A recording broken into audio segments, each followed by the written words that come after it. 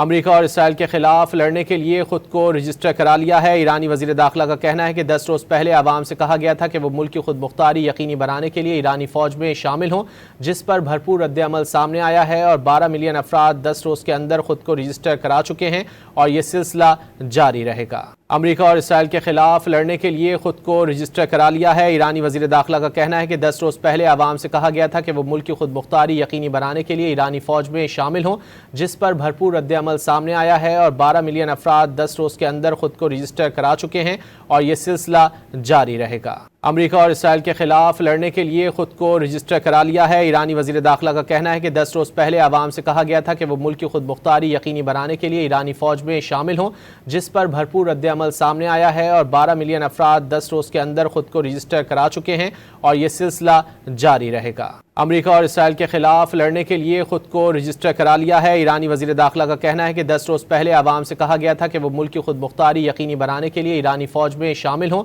جس پر بھرپور رد عمل سامنے آیا ہے اور 12 ملین افراد 10 روز کے اندر خود کو رجسٹر کرا چکے ہیں اور یہ سلسلہ جاری رہے گا۔